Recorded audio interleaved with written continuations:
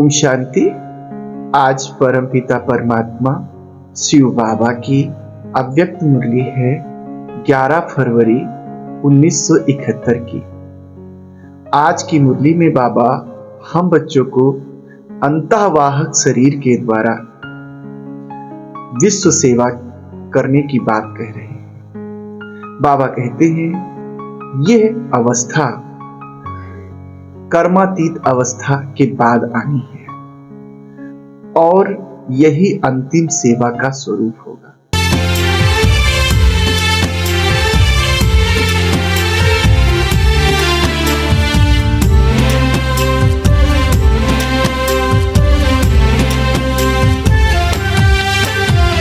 संगम युग में परम पिता शिव आए हैं ब्रह्मा तन में। ब्रह्मा सो विष्णु की कहानी बैठ सुनाए मधुबन में। मुरली सुना कर देव बनाए कल्प कल्प रथ चेतन में। निराकार साकार के द्वारा मिलन मनाए मधुबन में। संगम युग में परम पिता शिव आए हैं ब्रह्मा तन में।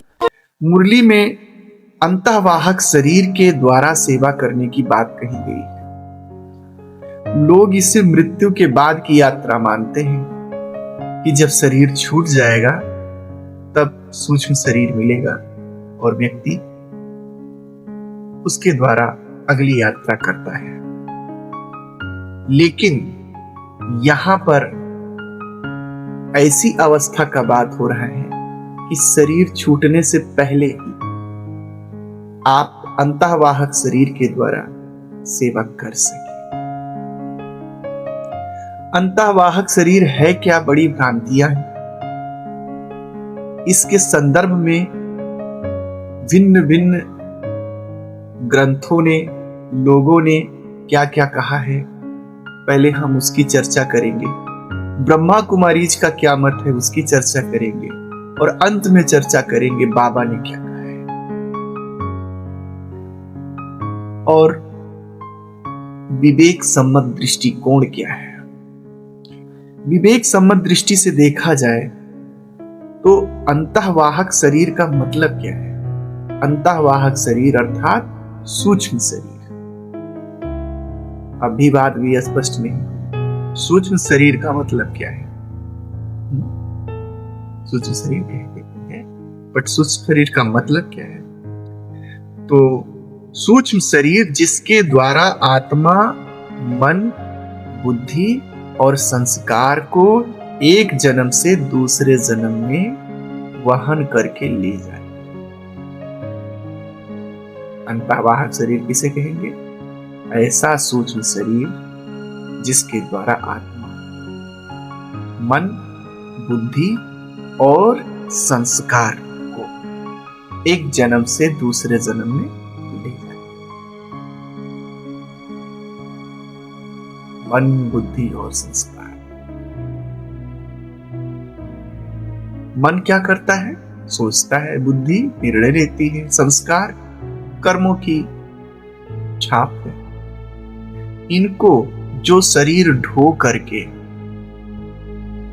एक जन्म से दूसरे जन्म तक ले जाता है उस शरीर को कहते हैं अंतःवाहक शरीर। वाहक का मतलब ही होता है वाहन करने वाला, ढोने वाला। वाहन कहते हैं ना, वाहन क्या करता है, सवारी ढोता है, माल ढोता है। तो ऐसे वाहन से बना है वाहक। वाहक अर्थात ले जाने वाला, ढोने वाला। किसको ले जाए, अंतःकरण को ले जाने वाला। एक है बाह्यकरण। बाह्यकरण में क्या दिख रहा है, हमारा ये स्थूल शरीर। स्थूल शरीर को कहते हैं बाह्यकरण, जो दिखाई दे रहा है। और एक दूसरा है अंतःकरण। अंतःकरण दिखता नहीं है, अनुभव में आता है। मन में क्या चल रहा है, बुद्धि कैसी है, विचार कैसे है, भावनाएं कैसी हैं, स्मृतियां कैसी हैं, संस्कार कैसे हैं, ये सब क्या है? अंतःकरण। तो इन अंतःकरण को जो शरीर लेकर जाता है एक जन्म से दूसरे जन्म तक, मृत्यु के पश्चात दूसरे जन्म तक, उस शरीर को कहते हैं अंतःवाहक शरीर। जिस प्रकार से इस स्थूल शरीर को कोई वाहन एक स्थान से दूसरे स्थान तक लेकर जाता है, ठीक उसी प्रकार से जो हमारा अंतःकरण है, शरीर छूटने के बाद मन है, बुद्धि है, संस्कार है, यानी विचार, भावनाएं, आदतें, ये सब जिस शरीर के साथ जाते हैं उसको कहते हैं अंतःवाहक शरीर। ये शरीर तो सूक्ष्म प्रकाश का बना हुआ दिखाते हैं, या यूं कह लीजिए सूक्ष्म प्रकाश का कुछ बना नहीं होता है, बल्कि ये हमारे जो विचार हैं, भावनाएं हैं, वाइब्रेशंस हैं, विचार, भावनाएं, वाइब्रेशंस, ये तरंगे हैं ना, तरंगों के रूप में ये दिखाई देते और एक शरीर बन जाता है। वास्तव में वो कोई शरीर होता नहीं है। जैसे कि रेडियो से तमाम चित्र देखो आ रहे, वे तरंगे ही हैं, लेकिन जब टेलीविजन लगाते हैं तो वो चीज हमें दिखने लगता है। वो तरंगे क्या रूप धारण कर लेती हैं? शरीर का रूप धारण कर लेती हैं। तो ये जो विचार हैं, भावनाएं हैं, यादें हैं, स्मृतियां हैं, यही सब इनका जो एक वाइब्रेशन से एक जो ओरा बनता है, उस ओरा को ही सूक्ष्म शरीर कहते हैं। और ये ओरा तब तक रहता है जब तक दूसरा जन्म न हो, तब तक आत्मा इस ओरे के साथ भटकती रहती है।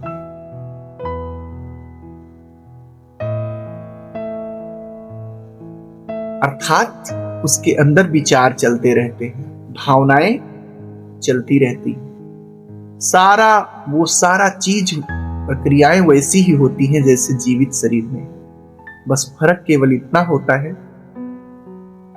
कि जीवित शरीर में ये दिख रहा है और मृत शरीर में स्थूल शरीर नहीं है, अब केवल सूक्ष्म है।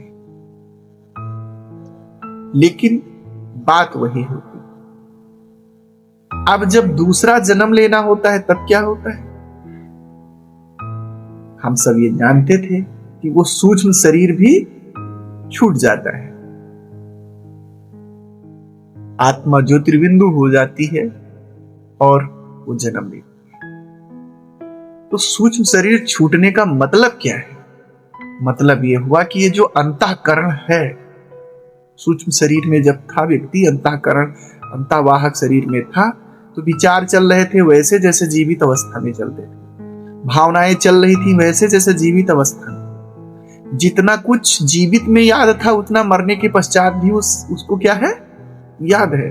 वो सारा अंतःकरण हूबहू ऐसे है, लेकिन चूंकि अब उसको जन्म लेना है किसी दूसरे जगह, तो उस समय वो सारा अंतःकरण यानी मन, बुद्धि और संस्कार सब के सब क्या हो जाते हैं? छूट जाते हैं। छूट जाने का मतलब, ये छूट जाना मतलब सूक्ष्म शरीर छूट जाना, अंतःवाहक शरीर खत्म हो जाना। तो छूट जाने का मतलब मर्ज हो जाते हैं। ये कह लीजिए कि वे मर्ज हो जाते हैं। मन यानी विचार, भावनाएं, संकल्प जो कुछ था सब क्या हो गया? मर्ज हो गया। बुद्धि क्या हो गई? आत्मा में ही मर्ज हो गई। संस्कार आत्मा में ही क्या हो गए? मर्ज हो गए। और जब सब मर्ज हो गए, अब विचार चल ही नहीं रहा है, भावनाएं चल ही नहीं रही, जैसे कोई बीज पड़ा होता है वैसे कुछ उसमें चल ही नहीं रहा है, सब मर्ज हो गया। तो अब बची केवल आत्मा। मन, बुद्धि, संस्कार का मर्ज हो जाना आत्मा में, इसको कहा जाएगा सूक्ष्म शरीर छूट गया। मन, बुद्धि, संस्कार का इमर्ज रहना आत्मा के साथ, इसको कहा जाएगा सूक्ष्म शरीर धारण कर लिया। अब चूंकि मन बुद्धि संस्कार मर्ज हो जाता है और आत्मा गई माता के गर्भ में प्रवेश, तो अब ये समझो बेहोशी की अवस्था हो गई, फ्रीज अवस्था हो गई, आत्मा बीज रूप हो गई है। उसमें भरा तो सब है लेकिन उसको याद कुछ नहीं।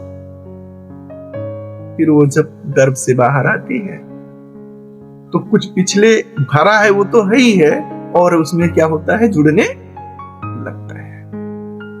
तो ये है सूक्ष्म शरीर। सूक्ष्म शरीर कुछ नहीं है, मन बुद्धि और संस्कार को ही सूक्ष्म शरीर कहते हैं। बस इसका एक ओरा बन जाता है, और जब मन बुद्धि संस्कार मर्ज हो जाते हैं तब कहते हैं आत्मा बीज रूप हो गई। अर्थात बीज रूप अवस्था का अनुभव करने के लिए हम सबको क्या करना पड़े, उस समय विचार भावनाएं बिल्कुल ये लगे कि फ्रीज हो गए, खत्म।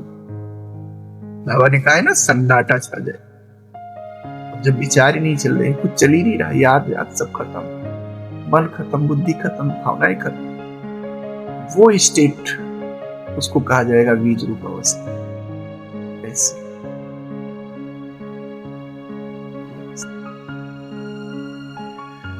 तो अंतःकरण को ही अंतःवाहक शरीर है। अंतःवाहक शरीर माने चेतना। जब मन बुद्धि संस्कार तीनों क्रियाशील हैं तब कहा जाएगा कि हाँ, आत्मा चैतन्य है। इस चेतना के प्रवाह को ही कहते हैं सूक्ष्म शरीर। और चेतना का प्रवाह जब मर्ज हो जाता है तो कहेंगे बीज रूप अवस्था। तो आत्मा गर्भ में किस अवस्था में आती है, बीज रूप बनकर आती है। उस समय उसके मन बुद्धि संस्कार सब मर्ज हो गए। अगर कहीं इमर्ज आ जाए तो उसको सारा याद रहे पिछले जन्म शरीर। वाहक अर्थात वाहन, अंतःकरण को, चेतना को, अंतःकरण अर्थात चेतना को एक तल से दूसरे तल में ले जाने वाला शरीर। अब जब बाबा यहां ये कहते हैं कि अंतःकरण के द्वारा सेवा करनी है, अंतःवाहक शरीर के द्वारा सेवा करनी है, तो अब तो हम सब समझ गए ऐसा कोई शरीर ही नहीं है जिसके द्वारा। तो फिर अर्थात चेतना के द्वारा हमें सेवा करनी है, मन बुद्धि के द्वारा। तो अब इसमें हम कैसे गति करेंगे, गति कैसे करेंगे, कैसे पहुंचेंगे वहां?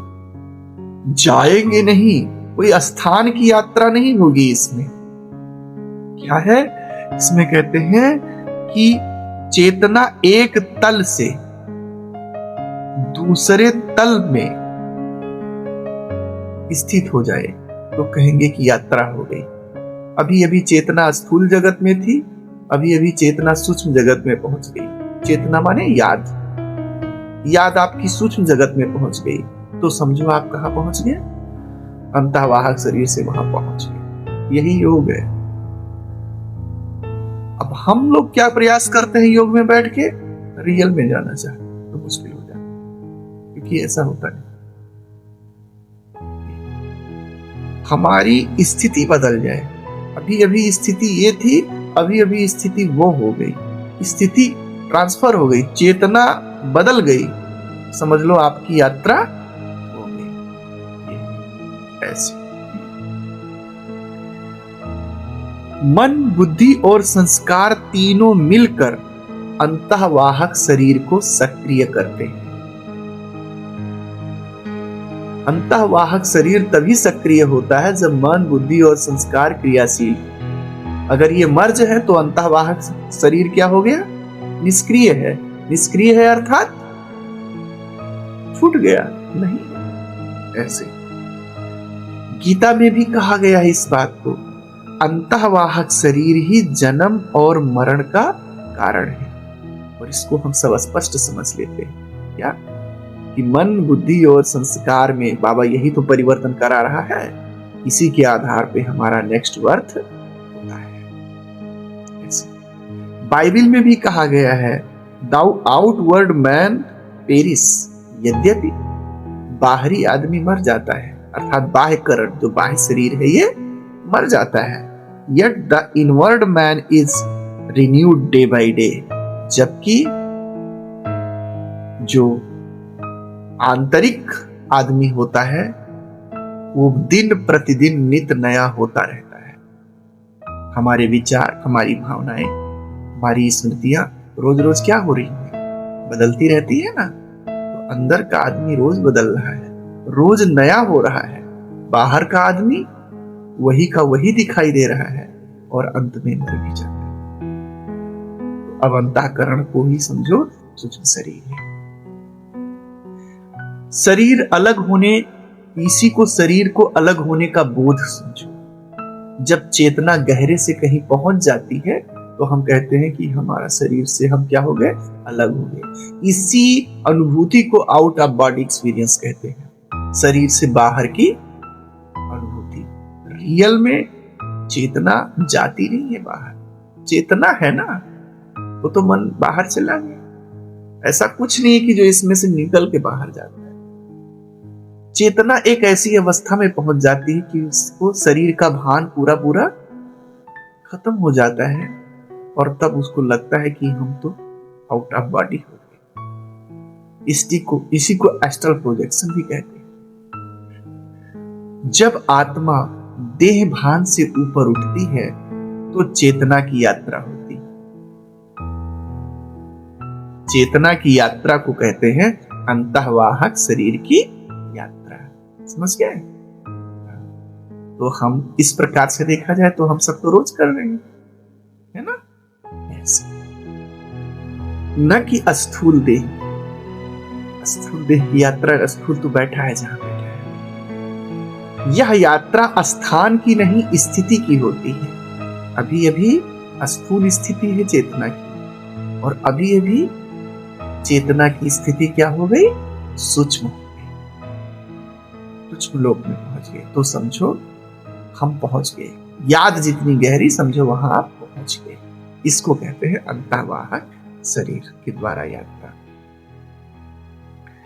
वर्तमान समय में अंतःवाहक शरीर लोकांतर की यात्रा बहुत दुर्लभ मानी जाती है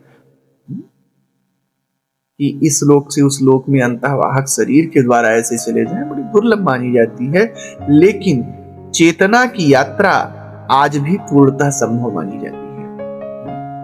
ब्रह्मा कुमारी के अनुसार यात्रा स्थान की नहीं बल्कि देह भान से परे जाने की है। ये नहीं कि चेतना कोई शरीर में से कुछ निकलेगा और यहां से वहां पहुंच जाएगा। समझ गए? ऐसा नहीं है, ऐसी कोई यात्रा नहीं है। ऐसी यात्रा जिसमें चेतना देह के भान से परे, कॉन्शियसनेस की यात्रा है। जब आत्मा शांत स्वरूप में स्थित होती है, परमात्मा स्थिति में स्थित होती है, परमात्मा स्मृति में स्थित होती है, तो सूक्ष्म लोक, परम धाम और दिव्य स्थितियों का अनुभव होता है,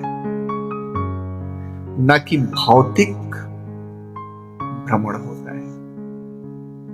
समझे? अर्थात भौतिक रूप से आत्मा यहां से निकल के अथवा अंतःवाहक शरीर यहां से निकल के सूक्ष्म वतन में नहीं जाएगा, है ही नहीं, कुछ तो जाएगा क्या? और परमधाम भी नहीं जाएंगे।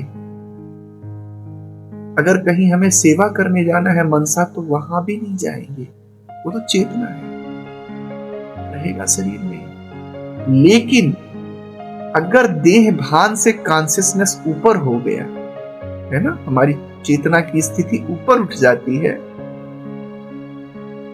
तो हमें सूक्ष्म वतन अनुभव होता है। बैठे यही है लेकिन अनुभव हो रहा है सूक्ष्म वतन, अनुभव हो रहा है परम धाम यहां ही आ गया, सूक्ष्म वतन यहां ही आ गया, आता नहीं है, फील होता है, इतना गहरा फील होता है कि मैं तो परम धाम में आ गई, जबकि जाते नहीं है, वो मेरे को फील होने लगता है। बैठे दिव्य स्थितियां, मेरे को लगता है कि मैं तो वहां पहुंच गया उस व्यक्ति के पास, और इसको हम कहते हैं परम धाम पहुंच गए। तो जाना नहीं है बल्कि वतन को लाना है, आना है ना, आए वतन या वतन को ही लाए। तो सत्य बात है, वतन में हम जा नहीं सकते, वो तो शरीर छोड़ने के बाद ही जाएंगे, आत्मा जा सही। लेकिन शरीर में रहते अगर हम अपनी चेतना की स्थिति को देह भान से ऊपर ले सके,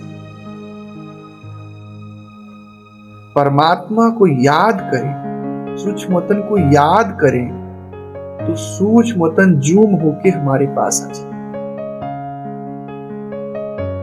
परम धाम जूम होके हमारे पास आ जाए। वो व्यक्ति जिसको हम याद कर रहे हैं, जिसकी हम सेवा कर रहे हैं, दुनिया के किसी भी कोने में है, वो जूम होके हमारे पास आ जाए। जूम होके जो मैं कह रहा हूं उसका मतलब है समझाने के लिए, जैसे कि हम लोग कोई स्क्रीन पे कुछ देख रहे होते हैं तो वो दूर दिखता है, और जैसे जूम करते हैं वो पास आ जाता है। क्या वो पास आया है?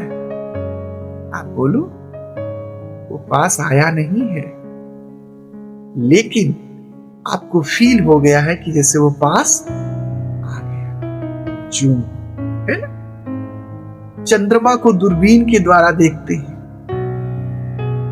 बड़े बड़े ग्रह नक्षत्रों को टेलीस्कोप के द्वारा देखते हैं, टेलीस्कोप माना दूरदर्शी के द्वारा देखते हैं, तो स्पष्ट दिखाई देने लगता है। यहां बैठे बैठे चंद्रमा में क्या है, कैसा है, देख लेते हैं वैज्ञानिक। बृहस्पति ग्रह कैसा है, वहां पानी है नहीं है, यहां से देख लेते। कैसे देख लेते हैं? वो यंत्र, वो ग्रह वही है, उतनी ही दूर पे है जितनी दूर पे बिना यंत्र के था, लेकिन यंत्र ने क्या किया, उस ग्रह को इतना जूम कर दिया कि लगता है कहां आ गया, मेरे आंखों के सामने आ गया। अब सामने आ गया जब आंखों के इतना सामने, तो जैसे कि जब हम किसी फिल्म में इंगेज हो जाते हैं तो लगते हैं हम उसके हिस्सा बन गए, ठीक उसी प्रकार से हम उस परम धाम के हिस्से हो जाते हैं, उस सूक्ष्म वतन के हिस्से हो जाते हैं, उस दिव्य स्थान, दिव्य व्यक्ति के पास हम जहां जाते हैं वहां उस घटना के एक हिस्से हो जाते हैं, और हमें लगता है कि हम तो वहां अंतःवाहक शरीर के द्वारा पहुंच गए। सत्य ये है कि वतन को जाना नहीं है, वतन को यही ले आना है। कैसे ले आएंगे? अपनी चेतना की स्थिति को बदलकर, शरीर से परे होकर परम धाम को याद करेंगे। शरीर से परे होकर जैसे हम शिव बाबा को याद करेंगे, सूक्ष्म वतन को याद करेंगे, वो जूम होके हमारे पास आए, हमें फील होगा, और ऐसे फील होगा जैसे हम भी उसी के हिस्से हो गए, और ऐसे लगेगा कि जैसे हम तो परम धाम पहुंच गए, ऐसे लगेगा जैसे कि हम तो शिव बाबा के पास आ गए। ये है अंतःवाहक शरीर के द्वारा योग समझना आवश्यकता। बाबा क्या कहते हैं? बाबा कहते हैं अंतःवाहक शरीर अर्थात अंत की कर्मातीत अवस्था जो वाहन का काम करती है। बाबा कहते हैं अंत में अभ्यास करते करते, वैसे तो यह अवस्था अंत में आती है, लेकिन थोड़े थोड़े समय के लिए परमानेंट अंत में ऐसी अवस्था आती है, उस अवस्था को कर्मातीत अवस्था कहते हैं। लेकिन अस्थायी रूप से आप जब योग में बैठो तब कर्मातीत अवस्था आपकी आ सकती है थोड़े समय के लिए। तो अंत में जब ऐसी कर्मातीत अवस्था आ जाती है तो ये समझो वाहन का काम करती है। आपकी चेतना इतनी सूक्ष्म हो जाती है, देह भान से आप इतने परे हो जाते हैं कि आप जिस चीज को याद करते हैं वो चीज आपको फील होती है। आपकी स्थिति ऐसी है कि वो जूम होके आपके पास आ जाती है। आपको लगता है कि हम तो यात्रा के द्वारा सेकंड में वहां पहुंच गए। तो सेकंड में पहुंचने की विधि ये समझो, जितनी श्रेष्ठ कॉन्शियसनेस। बाबा कहते हैं जब कर्मातीत अवस्था बन जाती है तो यह स्थिति होने से एक सेकंड में कहां कहां पहुंच सकते हैं। सत्य बात है, पहुंचते नहीं हो। जब तक ये शरीर है तब तक आत्मा इससे बंधी है, लेकिन चेतना इतनी सुपर हो जाती है कि वो चीज हमें जूम होके फील होने लगती। इस स्थिति का ही गायन है। उस समय आप स्थूल स्वरूप के भान से इतना परे रहते हो, इसलिए इसको सूक्ष्म शरीर भी कह दिया है लोगों ने। तो समझे, आज हम सबको ये क्लियर हुआ कि सूक्ष्म शरीर क्या होता है। और एक बात और, बाबा कभी कभी कहते हैं ना, बच्चे ध्यान में जाना अच्छी बात नहीं, याद करो। ध्यान में जाने से माया प्रवेश कर जाती है। तो आज हम इस पर भी बात करेंगे। भ्रम और अनुभूति में अंतर होता है। माया माना भ्रम, इल्यूजन, और अनुभूति अलग चीज है। जैसे हम कहते हैं ना, योग में बैठते हैं तो हमें परम धाम की क्या होती है, अनुभूति होनी चाहिए। शिव बाबा की अनुभूति होनी चाहिए। हमें सूक्ष्मतन की अनुभूति होनी चाहिए, अथवा वो आत्मा जिसकी हम सेवा करने चाहते हैं, हमें उस घटना का हिस्सा बन जाना चाहिए, उसकी अनुभूति होनी चाहिए। तो ये कब होगा, कैसे जाने कि हमें यह अनुभूति हुई? कहीं भ्रम तो नहीं है मेरे मन का? तो आज हम लोग इस सूक्ष्म चीज को भी सुनेंगे। भ्रम क्या है और अनुभूति क्या है। भ्रम मन का चीज है और अनुभूति आत्मा की चीज है। भ्रम मन बुद्धि की कल्पनात्मक रचना है। कल्पना किया वो भ्रम है। अनुभूति अलग चीज है। भ्रम के लक्षण क्या है? जैसे आप परम धाम को याद कर रहे हो या कुछ याद कर रहे हो, तो थोड़े समय के लिए टप से एक ज्योति लोक दिखाई दिया, थोड़े समय के लिए फिर गायब हो गया।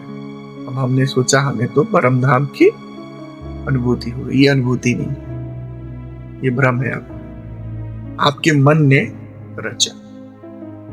आप मान लीजिए हरिद्वार नहीं गए और हरिद्वार शब्द आया, मैंने वर्णन किया वहां गंगा नदी है और ऐसे ऐसे है। मन ने गए नहीं हो, फिर भी एक चित्र, वो चित्र सत्य में हो सकता है हरिद्वार वैसा ना हो जैसा आपने बनाया है।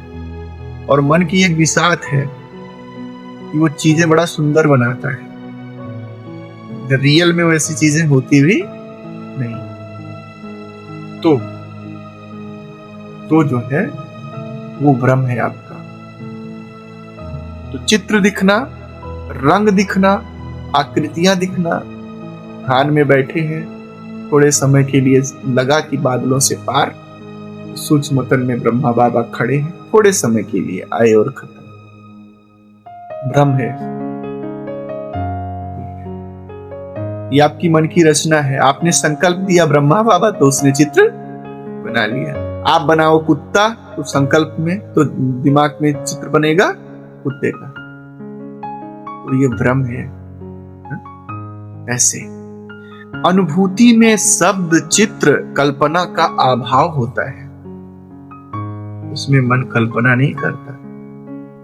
अचानक कोई शब्द सुनाई पड़ गए, ऐसा कुछ नहीं होता है। ये सब भ्रम है। इसलिए बाबा ने बचने को कहा है ध्यान से। प्रकाश दिखाई पड़ा, लाइट ही लाइट दिखाने लगी।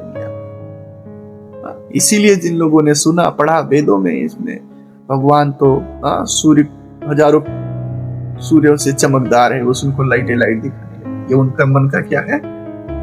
भ्रम है। लक्षण क्या है? लक्षण ये है, भ्रम के ये लक्षण है, और अनुभूति का लक्षण है समय का भान लुप्त हो जाता है। अगर आपको रियल में परम धाम की अनुभूति हुई, परम धाम जूम होके आपके पास अगर आया, आप अगर उसके हिस्सा बन गए, तो वो थोड़े समय के लिए हिस्सा नहीं बने रहेंगे कि थोड़े समय के लिए दृश्य दिखा और उसके बाद क्या हो गया? गायब हो गया। आप उसी में खो जाएंगे, उसी के आप हिस्सा बन गए, लौलीन, और उसको आप शब्दों से नहीं बोल सकेंगे। जैसे मिठाई खाए, मीठा लगा, उसके स्वाद को क्या आप शब्दों से बता सकते हो? बता नहीं सकते। अनुभव है, वो फील हो सकता है लेकिन बताया नहीं जा सकता। कोशिश करोगे तो भी नहीं बता पाओगे। तो ऐसे अनुभूति अस्थायी होती है, भ्रम क्षणिक होता है। अनुभूति में समय का भान ही नहीं रहता। हो सकता है आप 2 मिनट के लिए अनुभूति में गए हो और आपको लगे कि कितनी देर से, या हो सकता है आप 2 घंटे तक ध्यान में डूबे रहे उस अनुभूति में, और आप जब उठो तो लगे कि अभी तो बैठे। ये समय का भान खत्म हो जाता है। भ्रम अगर होता है तो जब आपको लाइट दिखा, ब्रह्मा बाबा दिखे, ये सब हुआ, कुछ सुनाई पड़ा कि बाबा ने ये कहा, जब नीचे आओगे तो आपका अहंकार बढ़ेगा कि हमें तो दर्शन हो गए, बहुत आगे निकल गए, है ना। अस्थिरता रहेगी, अनुभव के बाद उत्तेजना आएगी, चंचलता आएगी या भय आएगा, डरोगे। लेकिन अनुभूति में क्या आएगी? गहरी शांति। अगर आपको अनुभूति हो तो योग के में जो कुछ हो रहा है वो इन लक्षणों से हम स्वयं को पहचाने कि अनुभूति है या भ्रम है, या कुछ भी नहीं हुआ, ना भ्रम आया ना अनुभूति आया, बैठे नहीं गए, केवल सब अनुभव करें। तो यहाँ पे बाबा कहते हैं, बाबा नहीं कहते हैं बल्कि ये तो चिंतन है कि गहरी शांति होगी, स्थिरता होगा, सहज पवित्रता का रूप, विनम्रता, ये सब बढ़ने लगेगी आपके जीवन। प्योरिटी बढ़ेगी, विनम्रता बढ़ेगी, ये सारी चीजें बढ़ने लगेगी। आपको घुमा घुमा के बातें करना, ये सब है, सहज सपाट सरलता, ये सब लगेगा आपको, वो सब वेस्ट ऑफ टाइम है। तो ऐसे ऐसे आप में आएगी, ये अनुभूति है। अनुभव के बाद सकारात्मक परिवर्तन आएगा आपके जीवन में। जो परिवर्तन होंगे उससे स्वयं का भी मंगल होगा और संसार का भी क्या होगा? मंगल होगा। जिसको भ्रम हुआ है उसके अंदर अहंकार का परिवर्तन आएगा।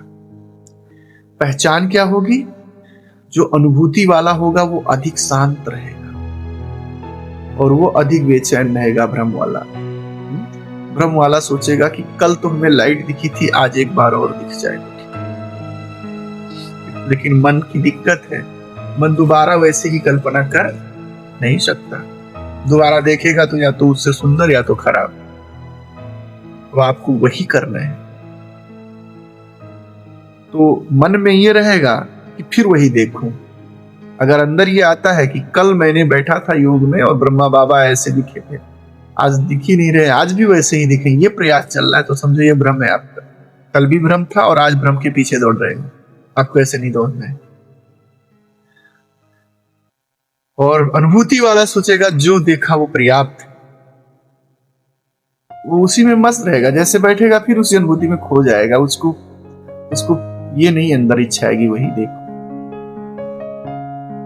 नेक्स्ट लेवल जो चलना है अपने आप चलेगा उसका। ऐसे केवल रोमांच होगा, उत्सुकता होगी, और जो है इसमें अनुभूति में विचार, दृष्टि, व्यवहार सब शुद्ध हो जाता है।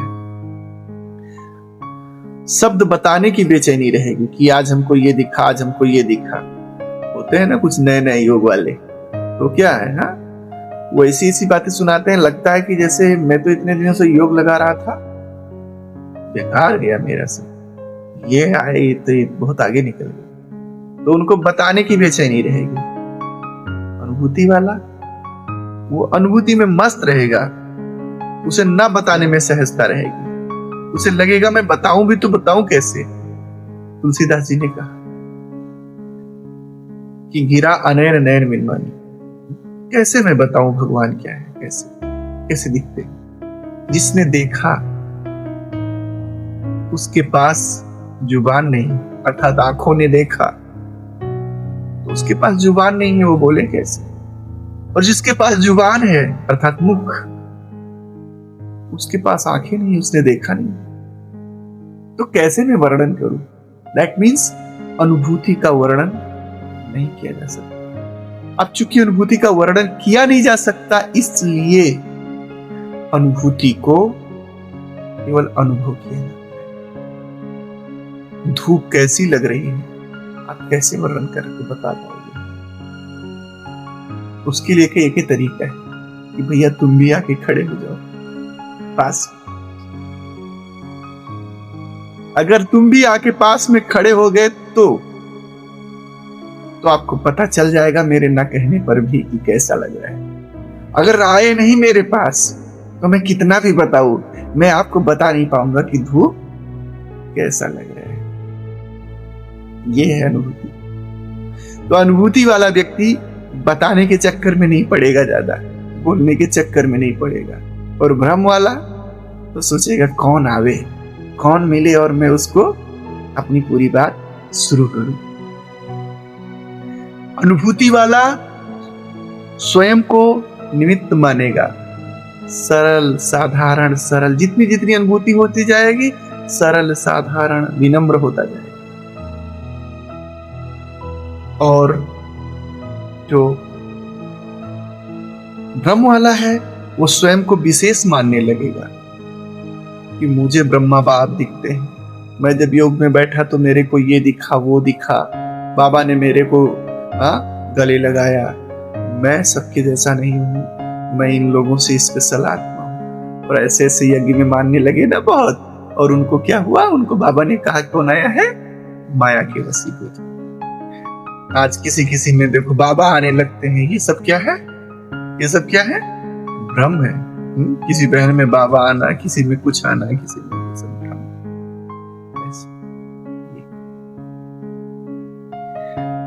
तो नोट ये है कि दृश्य देखना लक्ष्य नहीं है, स्थिति बनाना लक्ष्य। हम बाबा के बच्चों का लक्ष्य क्या है, हमारी स्थिति श्रेष्ठ बनी। कुछ दिखाई पड़ गया उससे क्या, ब्रह्मा बाबा नहीं दिखे, कुछ भी दिख जाए, स्वर्ग दिख गया, लेकिन हम क्या बने, अनुभूति से स्थिति बेहतर से बेहतर बनती जाएगी और भ्रम से केवल वाणी बेहतर बनेगी। बोलते जाओगे स्थिति में निगेटिविटी आती है। जो अनुभव अहंकार को बढ़ाए, जो अनुभव चमत्कार की चाह करे कि मेरे को ब्रह्मा बाबा दिखे, मैं तो बनता वाहक शरीर से जो है कर रहा हूं, यात्रा करके पहुंच गया, अभी तो मैं ये चमत्कार करूंगा। जो इसका चाह करे, जो दूसरों से श्रेष्ठता का भाव जमाए, वो अनुभूति नहीं है, अवरोध है। वो अनुभूति नहीं है, भ्रम है। समझे? अगर कुछ अनुभव होने के बाद मेरे अंदर ये भाव आ रहा है कि मैं श्रेष्ठ हूं, अहंकार आ रहा है,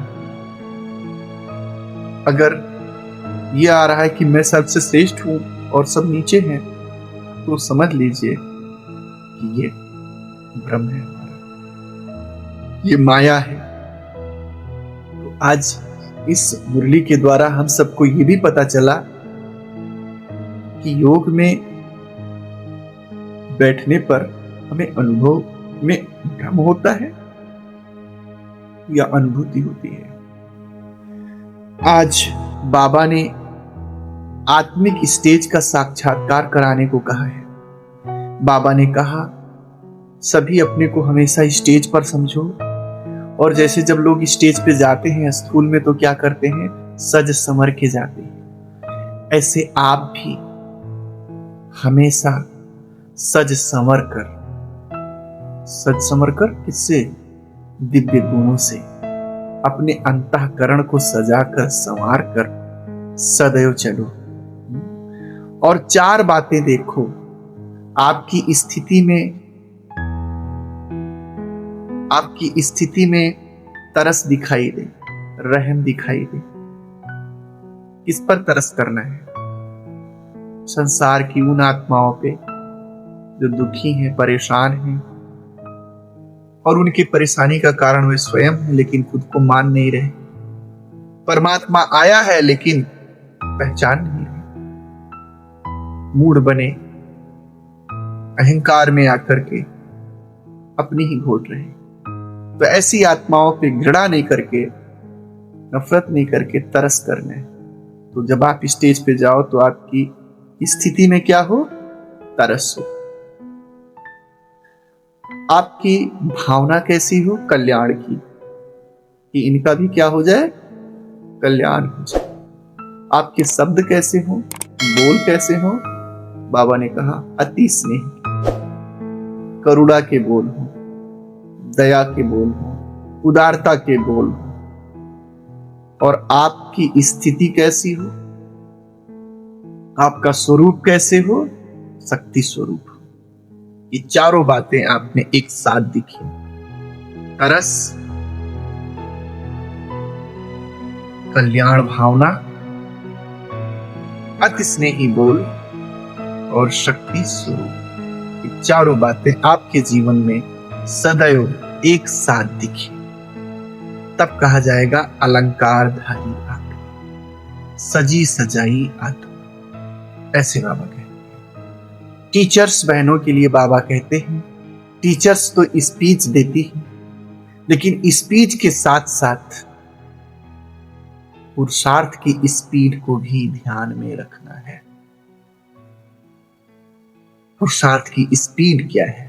जैसे आजकल साइंस वाले स्पीड के पीछे बड़ी मेहनत कर रहे हैं, कम मेहनत में, कम खर्च में अधिक स्पीड प्राप्त करना चाहते हैं, कम समय में ज्यादा सफलता प्राप्त करना चाहते हैं। ऐसे आपकी भी स्पीड हो, कम पुरुषार्थ में अधिक सफलता प्राप्त हो, तब माना जाएगा कि आपकी स्पीड और स्पीड दोनों में बैलेंस है। अच्छा, ओम शांति। ओम शांति, बोलो ओम शांति, ओम शांति, बोलो ओम शांति।